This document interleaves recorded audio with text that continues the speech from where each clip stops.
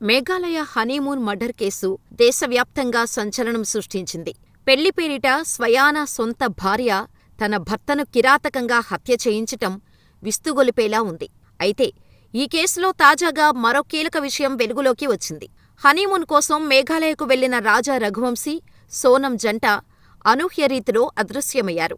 ఆ తర్వాత కొన్నాళ్లకు రాజా రఘువంశీ డెడ్ బాడీ అనుమానాస్పద స్థితిలో దొరకటం, సోనం కనిపించకపోవటంతో పోలీసులు అన్ని కోణాల్లో దర్యాప్తు ప్రారంభించారు.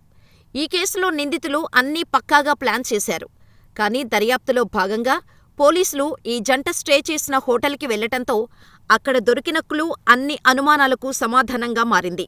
అదేంటంటే, ఈ జంట బస చేసిన హోటల్ గదిలో ఒక సూట్ కేసులో మంగళసూత్రం, ఉంగరం లభించాయి. కొత్తగా పెళ్లైన సోనం హనీమూన్ సమయంలో మంగళసూత్రం గదిలో వదిలి వెళ్లటం పోలీసుల బుర్రకు పని చెప్పినట్టేంది. ఆ మంగళసూత్రమే ఆ తర్వాత దర్యాప్తుల్లో నిందితురాల్ని పట్టించాయని పోలీసులు తెలిపారు. ఈ కోణంలోనే దర్యాప్తును ముమ్మరం చేశామని, అప్పుడే అసలు నిందితురాలు సోనంగా తేలిందని పోలీసులు తెలిపారు.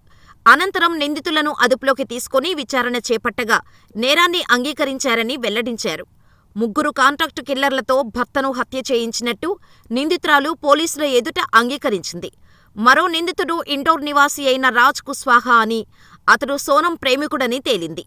నిందితులు విచారణలో నేరాన్ని అంగీకరించినట్టు ఓ పోలీస్ అధికారి తెలిపారు. మరోవైపు మే 23న మరో హోమ్ స్టేలో కాపుగాచి కాంట్రాక్టు కిల్లర్లు ఉన్నారు.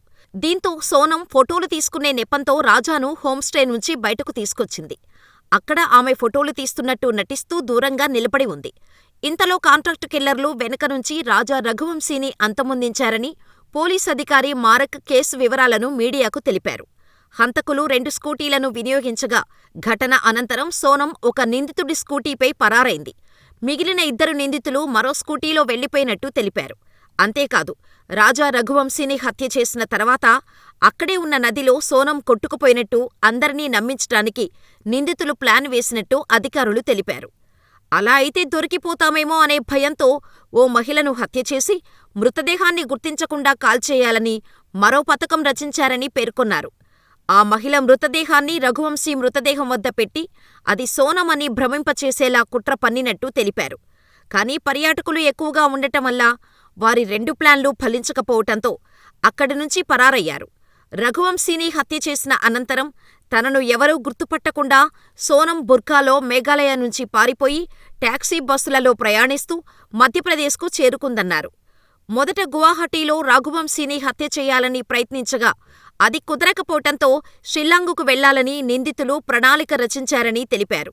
ఇవన్నీ కుదరకపోతే ఫోటో తీసుకుందామన్న నెపంతో తానే అతడిని లోయలోకి నెట్టేస్తానని సోనం తన ప్రియుడికి చెప్పినట్టు సమాచారం. అయితే మేలో వీరిద్దరి వివాహం జరిగితే ఫిబ్రవరి నుంచే హత్యకు ప్లాన్ చేశారు ఈ నీచులు.